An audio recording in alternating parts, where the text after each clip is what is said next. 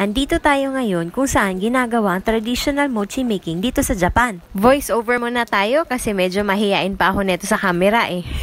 Dati, 150 pa lang yung mochi. Ngayon, 180 na. Diyan nila ginagawa yung mochi. Yun, bili muna tayo ng isa. Tamang-tama yung pagpunta namin, gagawa sila ng mochi. First time ko makakita ng ganito. Pinupukpok pala nila yun. Yun, akala ko tapos na. Hindi pa pala. Pupukpukin pala siya ulit. Tapos, papalu-paluin pa. Kawawang mochi.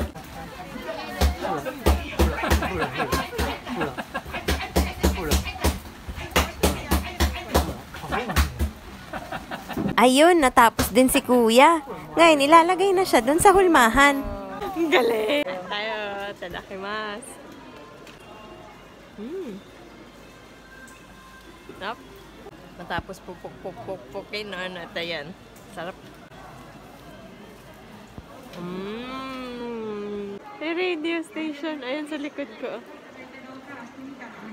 Radio station, boy. Ito din yung first time ko makakita na madaming gachapon or toy capsule.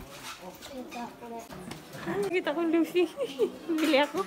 At dahil first time ko bumili ng gachapon, tatanga-tanga pa ako dito. Hindi ko alam kung paano. Pinipilit kong ipasok yung 500 yen. Hindi pala pwede. Kailangan palang papalitan ng tigwa 100 yen. Ayun, naipasok ko din. Ay, hindi si Luffy. Hindi nakuha ko. Hindi si Luffy. Tuwang-tuwa ako dito kasi first time ko makakain ng ramen sa Japan. Ito yung kay Roan Pei. Hindi ko alam kung ano yan, ba't bumubula. Ito naman yung akin. Ang daming laman, no? Hehe. Ang laki ng ramen ko, no? Mas malaki pa sa mukha ko. O, diba? Amaze na amaze ako sa ramen. Daming halo ng ramen ko. Ito, pork. Kain na tayo. Itadakimasu.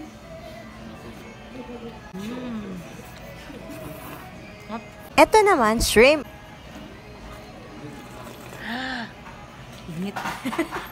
Pasok. Ayun, ubusin ko muna yung ramen ko. Laki pa naman nito. After namin kumain ng ramen, nagkape muna kami. Ayun, di pa rin ako nagsasalita dyan kasi nahiya pa ako sa camera. Di ko din alam kung ano sasabihin. Haha, yun lang. Till next time. See you on the next video. Bye!